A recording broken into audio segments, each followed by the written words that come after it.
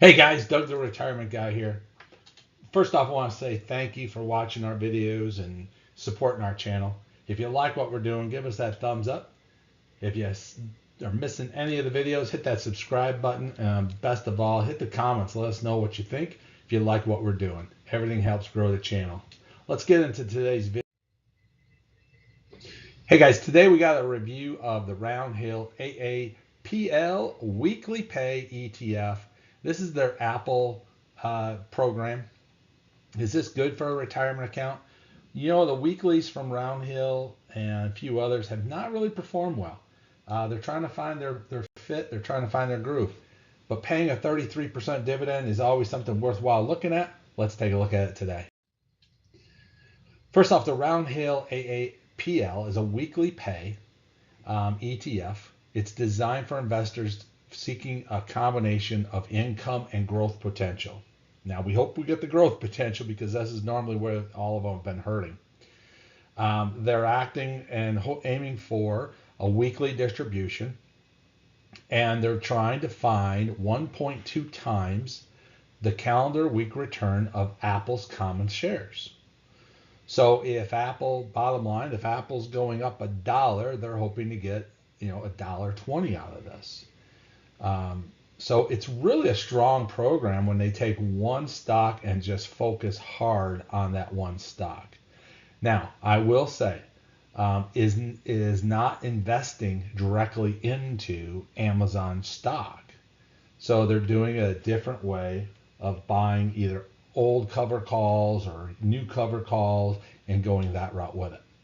We said the 33.33% distribution rate. They have a 30-day SEC yield of 0.89, and they have a fee rate again of 0.99. So we take a look at it, and you can see that a couple different things I'm going to throw at it. They do have the AAPL, and they do have the weekly swap that they're putting most of the money into. They do have a little bit of government issued obligations. You can see they go way out with those, 40% of it. That's why the SEC yield is low, because 40% of the fund is only in it, while you see most of the funds at 90+%. So why AAP? Well, first off, the 33% return, hands down. And you always got to remember that 33% represents dividends, interest, and capital gains. So there's a combination of the both. But mostly this one you're seeing is from dividend payouts. Now it does do the weekly dividend payout, which is what we like. And also it's a way of getting into Apple options. So you're not buying the actual Apple stock, which is very, very expensive, but you're getting into, it's a safe and secure program that you're buying the options version of it. And getting back to those weekly dividends, we love them here, and we play them differently. I think I've explained this before, but we do this differently. With weekly stocks, you're getting 4 payments a month. So the first 3 weeks, we will take and reinvest those payouts and then collect everything at the last week of the month. So you're growing and adding shares as you go out through the month. And if you do that long enough, you actually see a big difference in your payouts.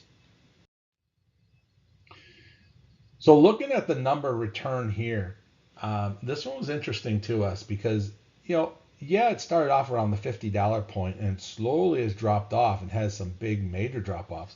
But the first arrow you see is that March Madness.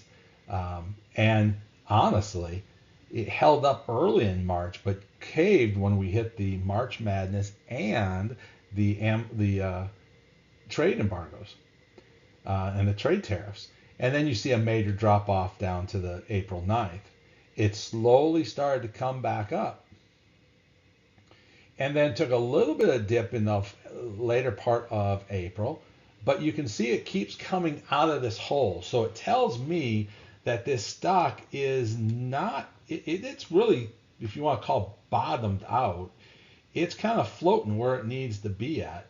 And we're seeing at 39.27 cents per share on Friday the 25th. So 1 month out, they're down 11.04% because most of that loss came at the end of the month. 6 months, they're out 21.89. Year to date, 21.89. So basically, you can tell that this stock is only 6 months old. So we take a look at the dividend. Now, this is the one that gets me a little concerned because it started off about 20 cents a share and dropped down a little bit, and then it's bouncing right back up. So it's how volatile the stock really is. So even though you get a nice 36 center, I put this thing more about a 20-cent regular payment of 20 cents per share per week per month. So this is where I would run the numbers at, just to be safe. All right, so now we take a look at the price adjustment over time. And as you can see, the stock really is only 3 months old. So when we bought the inventory and bought the shares, it was $50.28. We were able to buy 198 shares. So if you take a look at the first three, April 17th was the rock bottom at 36.96.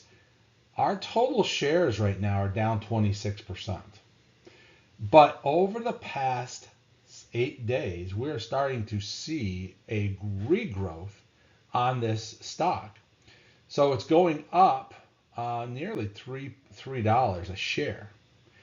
Now, when we add in the dividend, we're only getting $356 in the first 3 months. Now, if you times that by 4, it'll put you about 13% dividend over a 12-month period. Well below what they're promoting or suggesting, but these are hardcore numbers. So I really believe you're going to get a 13% dividend when this one's all done. The question is, where's the NAV going to come in at? And with that, we'll look at the next slide and look at the scope of this one. The current right now, it's starting to grow. It dropped from that $50 price point all the way back in February 19th. It took a ski slope straight down. And with those adjustments that we've seen in this, we tried to do this on a day-to-day, and it just pretty much shows you every day this thing is dropping and dropping. But all of a sudden, we're starting to see the changeover. It's starting to grow again. So we call it the 52-week average. What we do is we take every single day for the entire time that the stock was out there, and it came back with a $42.59 average. The current price right now is $39.27. So there is a 7% upside to get to the 52-week average, and I believe it's going to get there. So with the stock trading at 7.9 and the 3-month return at 26.47, the question is, will that make up the difference? And the answer is no. So if you are sitting with this with not invested into it, it's like now's the time to be buying. Because you're basically buying it on a 7% below average, 7% sale. If you are in it like we are, then you just need for us to rebalance, buy in, cost average your shares. So is this good for a retirement account? And the answer is definitely no. The dividend looks good. As I tell you, it's going to be probably that 12 to 13% dividend rate.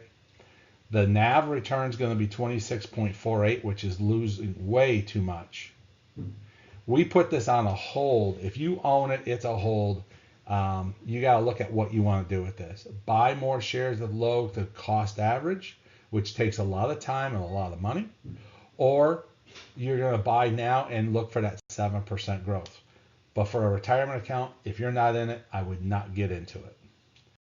Guys, I want to say this is Doug, the retirement guy.